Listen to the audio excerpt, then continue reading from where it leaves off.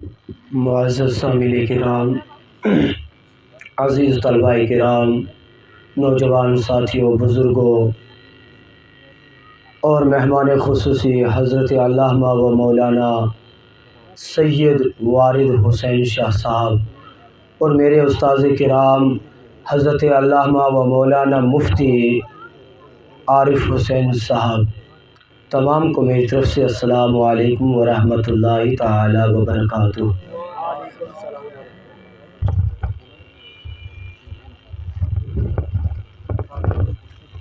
نحمدہ ونصلی علی رسولہ النبی الکریم، اما بعد فاعوذ باللہ من الشیطان الرجیم، بسم اللہ الرحمن الرحیم، وما ارسلناک الا رحمۃ للعالمین، صدق اللہ العظیم وصدق رسولہ النبی الامین الکریم، ونحن علی ذلک لمن الشاہدین والشاکرین والحمد للہ رب العالمین۔ آئے معزز سامعین کرام، سب سے پہلے آقا انعامدار مدینے کے تاجدار آقا انعامدار حضرت محمد رسول اللہ صلی اللہ علیہ وسلم کی بارگاہ اقدس میں درود و سلام کا نذرانہ پیش کریں اور پڑھے بآواز بلند، صلی اللہ علیہ یا رسول اللہ وسلم علیہ یا، سب مل کر پڑھے، صلی اللہ علیہ یا رسول اللہ وسلم علیہ یا، سرور کہوں کہ مالک و مولا کہوں تجھے، سرور کہوں کہ مالک و مولا کہوں تجھے، باغ خلیل کا گل زیبا کہوں تجھے، اللہ رہے تیرے جسم منور کی تابشیں، اے جان جان میں جان تجلی کہوں تجھے، لیکن رضا نے ختم سخن اس پہ کر دیا، لیکن رضا نے ختم سخن اس پہ کر دیا، خالق کا بندہ خلق کا آقا کہوں تجھے، خالق کا بندہ خلق کا آقا کہوں تجھے۔ اللہ رب العزت نے قرآن مقدس میں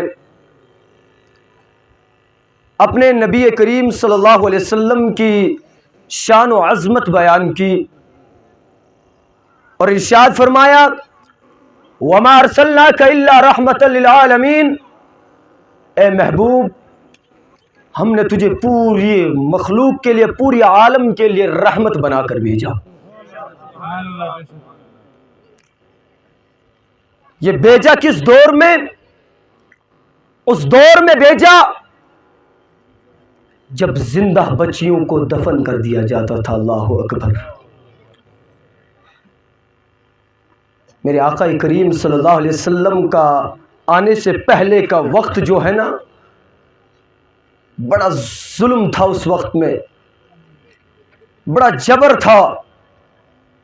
چھوٹی چھوٹی بچیاں جب پیدا ہوتی تھی تو ان کو منحوسہ کہہ کر دفنا دیا جاتا تھا، اور جب کسی عورت کا گھر والا مر جاتا تو اس کے مرنے کی وجہیں اس کی بیوی کو لگا دی جاتی۔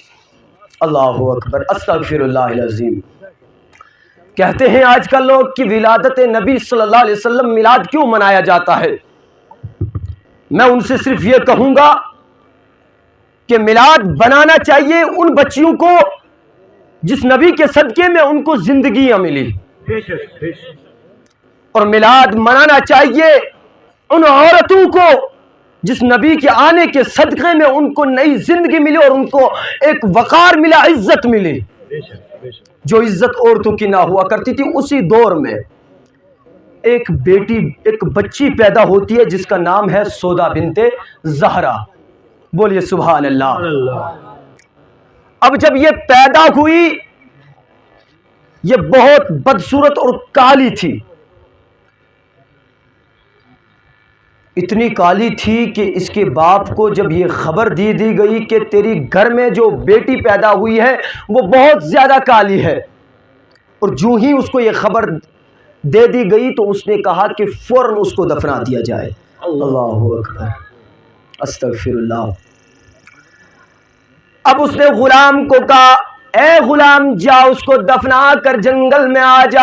اب غلام جاتا ہے، ایک بار یا رسول اللہ کی صدا بلند کریے اور بولیے سبحان اللہ۔ وہ غلام جاتا ہے، جانے کے بعد ایک جنگل میں گڈھا کھودتا ہے، کھودنے کے بعد اس بچی کو اس کے اندر سلا دیتا ہے، سودا بنت زہرا کو اندر ڈال دیتا ہے۔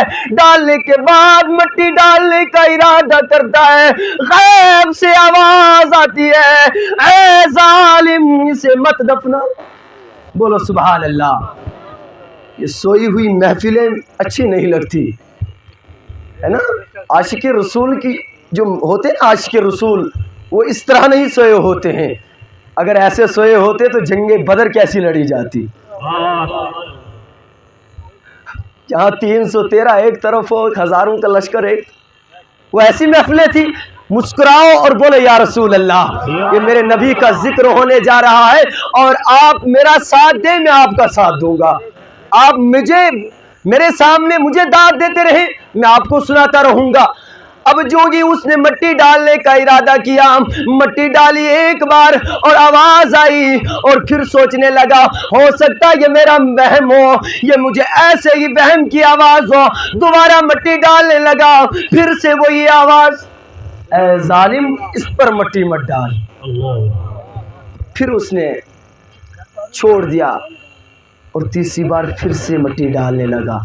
اب جو ہی ارادہ کیا تھا، غیب سے آواز آتی ہے اے ظالم اگر تیرے سر پر یہ بوجھ ہے تو اس کو زندہ چھوڑ دے، میں اس کو اپنی رحمت سے بچا لوں گا۔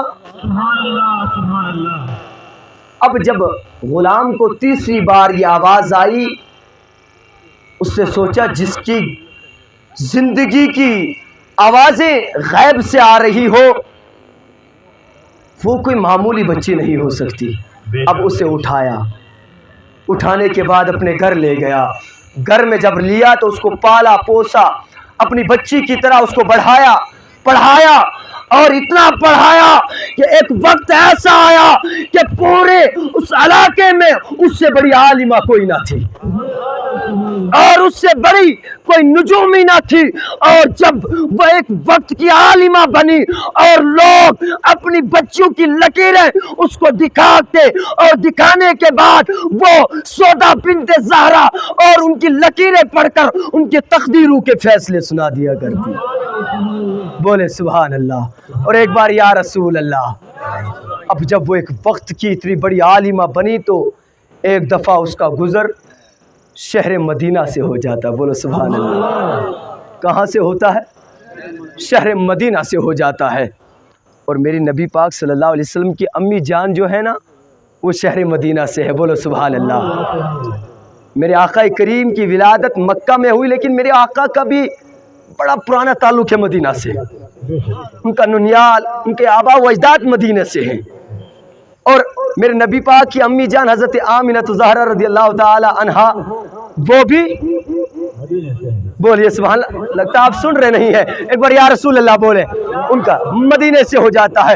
ایک دن سودا بنت زہرا مدینہ سے سفر کرنے لگتی ہے، اعلان ہو جاتا ہے اے لوگو، اے مدینے والو سنو، سودا آ رہی ہے، اپنی بچیوں کی لائن لگا دو اور ان کے تقدیری کے فیصلے سنتے جاؤ۔ اب سودا جب نکل گئی، سودا جب چل رہی ہے اور تقدیروں کے فیصلے سنا رہی ہے، بچیوں کی انگلیاں دیکھ رہی ہے، ان کی لکیریں دیکھ رہی ہے اور تقدیروں کے فیصلے سنائے جا رہے ہیں۔ اور آخرکار ایک لڑکی ہے جو سامنے ہے اور سائیڈ پر ہے اور دیکھ رہی ہے، اور کسی نے کہا اے آمینہ جاؤ نا تم بھی اپنی لکیریں دکھلا دو۔ بولو سبحان اللہ۔ اے آمینہ جاؤ نا تم بھی اپنی لکیریں دکھاؤ، دیکھتے ہیں تمہاری لکیروں میں، تمہارے نصیبوں میں کیا ہے۔ حضرت آمینہ آگے آتی ہے، سر جھکاتی ہے، جھکانے کے بعد ہاتھ کو بڑھاتی ہے اور سودا دیکھتی ہے، اور دیکھنے کے بعد کبھی آسمان کو دیکھتی ہے، کبھی ان لکیروں کو دیکھتی ہے۔ بولو نا سبحان اللہ۔ ایک آسمان کو دیکھتی ہے اور کبھی لکیروں کو دیکھتی، کبھی آسمان کو دیکھتی، کبھی لکیروں کو دیکھتی۔ آخرکار مدینے والوں نے جب یہ دیکھا کہا او سودا جتنی بھی لڑکیاں آئی تمام کے تقدیروں کے فیصلے ہوتے گئے، لیکن آمینہ میں ایسا کیا ہے، آمینہ میں ایسا کیا ہے جو تمہیں رکنے پر مجبور کر دیا؟ حضرت سودا بنت زہرا نے یہ اعلان کر دیا، اے مدینے والوں سنو، حضرت آمینہ یا تو یہ ایک نبی ہوگی، یہ ان کے گود میں تاجدار انبیاء ہے۔ تھوڑا پانی دینا۔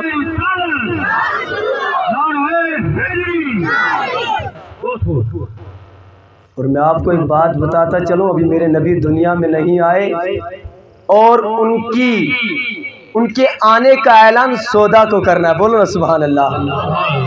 کس کو کرنا ہے؟ سودا کو۔ میرے آقا رحمت للعالمین ہے، سودا کو اعلان کرنا ہے۔ اب جب اعلان کرنا ہے، ابھی میرے آقا دنیا میں نہیں آئے، اور جس نے میرے آقا کے آنے کا اعلان کرنا ہے رب کریم اس کو اگر مرنے نہیں دے سکتا، تو میرا نبی جب دنیا میں آئے تو میرا نبی کسی کی بچی کو زندہ کیسے دفن کرنے دیتا؟ تو میرے آقا کریم صلی اللہ علیہ وسلم کے آنے کے چرچے ان کے آنے سے بہت پہلے شروع ہو گئے تھے۔ معزز سامعین کرام، آج کل کچھ حضرات آقا کے والدین کو جہنمی کہتے ہیں۔ استغفر اللہ۔ کیا کہا جاتا ہے؟ تھوڑا پانی اگر مل جائے تو بہتر رہے گا۔ آقا کے والدین کو جہنمی کہا جاتا ہے، اور میں بتاتا چلوں، میں آپ کو میرے آقا کیا ایک ایسا واقعہ اور قصہ یاد کرا دوں جو میرے آقا کریم صلی اللہ علیہ وسلم کو جہنمی، میرے آقا صلی اللہ علیہ وسلم کے والدین کو جہنمی کہتے ہیں۔ ان کی بولتیاں بند کر کے جاؤں گا، بولو سبحان اللہ۔ بہت خوب، درود پڑھ لیں۔ اللہم صلی علی سیدنا محمد وعلی آل سیدنا محمد واصحاب سیدنا محمد۔ میرے آقا کریم صلی اللہ علیہ وسلم کے والدین کو جہنمی کہنے والوں، آؤ سنو۔ حضرت فاطمہ الزہرا رضی اللہ تعالیٰ عنہ، نبی کی سب سے چہیتے بیٹی، میرے آقا کریم کی سب سے پیاری بیٹی، اور ایک دفعہ جب میرے آقا کریم باہر جاتے سب سے پہلے حضرت فاطمہ کو دیکھ لیتے، بولو سبحان اللہ۔ جب باہر جاتے حضرت فاطمہ کے چہرے کو دیکھ لیتے، اور جب اندر آتے اور سب سے آخر میں اور سب سے پہلے میرے آقا کریم صلی اللہ علیہ وسلم اپنی بیٹی کا چہرہ دیکھتے۔ ایک دفعہ آ رہے ہیں، میرے آقا کریم اندر آئے، آنے کے بعد حضرت فاطمہ الزہرا رضی اللہ تعالیٰ عنہ روٹیاں پکا رہی ہے، اور روٹیاں پکا رہی ہے، پسینہ بھی نکل رہا ہے۔ میرے آقا کریم نے کہا، فاطمہ ذرا گرمی ہو گئی ہے، ذرا سائیڈ ہٹو، میں بھی روٹی پکا لوں۔ بولو نا سبحان اللہ۔ حضرت فاطمہ الزہرا سائیڈ ہوئی، میرے آقا نے آٹا گوندا، گوندنے کے بعد روٹی لگائی، اور حضرت فاطمہ نے بھی ایک روٹی لگائی، اور لگانے کے بعد تندور کو ڈھک دیا گیا، اور جب تندور کا ڈھکن ہٹا دیا گیا، ایک روٹی پکی اور ایک کچی روٹی۔ بولو سبحان اللہ۔ حضرت فاطمہ الزہرا نبی کی پیاری بیٹی مسکرانے لگی، بولو سبحان اللہ۔ مزہ نہیں آ رہا، اور بولو سبحان اللہ۔ میرے نبی پاک صلی اللہ علیہ وسلم کی بیٹی مسکرانے لگی، یا رسول اللہ جو روٹی میں نے لگائی وہ پک گئی۔ ابا حضور جو روٹی میں نے لگائی وہ پک گئی، یا رسول اللہ جو روٹی آپ نے لگائی وہ پکنے کا نام ہی نہیں لئی۔ میرے آقا نے کہا، اے فاطمہ سنو سنو، اگر تم تو روٹی دیکھ رہی ہو، اگر یہ روٹی ایک تندور کو چھوڑ کر جہنم کی آگ پر بھی سینکی جائے تو بھی یہ جلنے کا نام نہیں لے گی۔ اور میرے نبی کی والدین کو جہنمی کہنے والوں سنو، جس نبی کی، جو نبی اپنی ماں کی ستم میں 9 مہینے جلوہ کر رہا، وہ نبی کی ماں جہنم میں جل سکتی؟ میرے آقا کریم ایک بار روٹی کو ہاتھ لگائے، وہ روٹی چلنے کا نام نہ لے، اور جس شکم میں میرے نبی 9 مہینے جلوہ کر رہے ہو وہ جسم جلنے کا نام لے۔ بولو سبحان اللہ۔ یہ میرے نبی کی شان ہے، اور میں بتاتا چلوں میرے نبی کی سیرت کیا ہے۔ میرے نبی کو لوگ گالیاں دیتے، میرے آقا کریم صلی اللہ علیہ وسلم مسکراتے، ان کو دعائیں دیتے، کبھی ان کو بد دعائیں نہیں دیتے تھے۔ بولو سبحان اللہ۔ اور میں ختم کرنا چاہتا ہوں لیکن تھوڑا سا 1 منٹ اگر مجھے مل جائے تو میرے آقا کریم کو گالیاں دی جاتی تھی. ایک بڑھیا تھی جو میرے آقا کو ہر روز گالیاں دیتی تھی. بولو سبحان اللہ. ایک دفعہ یوں ہوا, بڑھیا کو کسی نے کہا اے نبی کو گالی دینے والی, اگر تو نے نبی کا چہرہ دیکھ لیا نا تو مسلمان ہو جائے گی. بولو سبحان اللہ. اور بڑھیا نے جو ہی یہ سنا, بڑی دشمن تھی نبی کی, اور نبی کو جادوگر کہتی تھی نعوذ باللہ. اور فوراً بستر باندھا, بستر سامان باندھا اور نکلنے کا ارادہ کیا, میں مکہ سے ہی باہر جاؤں گی. اگر ایسا چہرہ ہے تو میں بھاگ جاتی ہوں, نہ اس کی چہرہ دیکھوں گا نہ ایمان لاؤں گی. اور نکل گئی. نکلنے لگی تو سامان اٹھانے لگی. سامان وزندار تھا. آخر کار ایک نورانی شخص والا, ایک کالی کالی زلفوں والا, نورانی چہرے والا سامنے سے آتا ہے. کہتا ہے مائی کیا بات ہے, سامان نہیں اٹھا پری؟ مائی نے کہا ہاں بیٹا سامان زیادہ ہے, اٹھا نہیں سکتی ہوں. میرے آقا نے کہا مائی اگر اجازت ہو تو میں اٹھا کے اوپر رکھ دوں. جو ہی یہ کہا تو مائی بولنے لگی اتنے اچھے لوگ بھی مدینہ میں رہتے ہیں کیا؟ بولو سبحان اللہ. اتنے اچھے لوگ بھی مکہ میں رہتے ہیں کیا؟ کہا کہ مائی چھوڑو نا, آپ اٹھا دیتا ہوں. اور میرے آقا نے یوں ہی اٹھایا. کہا مائی سامان تو بہت زیادہ ہے, اٹھا دیا تو آپ نکل جاؤ گی, اس لیے اجازت دے دو, میں سامان اٹھاتا ہوں اور آپ کو آپ کی منزل تک پہنچاتا ہوں. مائی نے کہا اچھا بیٹا ٹھیک ہے. وہ اور کوئی نہیں تھا, وہ نورانی چہرے والا اور کوئی نہیں تھا, وہ حضرت آمینہ کا لال در یتیم, آمینہ کا در یتیم محمد عربی محمد الرسول اللہ صلی اللہ علیہ وسلم کے. اور جو ہی سامان اٹھایا منزل پر پہنچے, راستے میں گالیاں دے رہی ہے, نبی سے کہیں ملنا مت, نبی سے کہیں ملاقات مت کرنا, اور کہیں اگر تو نے نبی سے ملاقات کر لی تو مسلمان نہ ہو جانا. اور کہا ٹھیک ہے مائی چلتے رہو نا. اب آگے جب پہنچے سفر ختم ہوا. مائی نے کہا ٹھیک ہے مجھے یہیں پر آنا تھا, مجھے اسی جادوگر سے ڈر لگتا ہے. نعوذ باللہ, وہ جادوگر میرے اس مائی کا سامان اٹھائے ہوئے ہیں. اب میرے نبی پاک واپس جانے کا ارادہ کرنے لگے. واپس جو ہی چلنے لگے, مائی نے پیچھے سے دامن پکڑ لیا. بولو اور سبحان اللہ بولو. مائی نے دامن پکڑا. کہا بیٹا کہاں جا رہے ہو, ذرا تعریف تو کرا کے جاؤ, اپنا اسم مبارک تو سنا کر جاؤ. آپ کہاں سے اور آپ کا نام کیا ہے, آپ کے والدین کا نام کیا ہے؟ میرے آقا خاموش ہے. کہا اب راز کھل جائے گا, پردہ ہٹ جائے گا, اگر اس کو بتا دیا تو کہیں یہ پھر نہ بولنے لگ جائے. اور میرے آقا نے کہا مائی رہنے دو, کام ہو گیا, نام سے کیا کرنا. میرے آقا آگے چلنے لگے. کہا ہے بیٹے اگر تو نے نام نہ بتایا تو میں تیرا دامن نہ چھوڑوں گی. جب مکہ کی برائی ہو اور میں تیری اچھائی یاد کر کے مکہ کی تاریخ پہ 4 چاند لگا دیا کروں گی. سبحان اللہ. اب میرے آقا پریشان ہو گئے. کہا بتانا تو پڑے گا. اب جو ہی میرے آقا نے کہا اے بڑھیا مائی سن لے, جس محمد کو تو وہاں سے یہاں تک گالیاں دیتی آئی ہے نہ وہی محمد ہو. اور جو ہی یہ کہنا تھا, ماں بولی اے بیٹے اگر تو محمد ہے تو یہ بھی سن لے, مجھے کلمہ پڑھا کر ہی جانا, ورنہ مجھے مت چھوڑنا.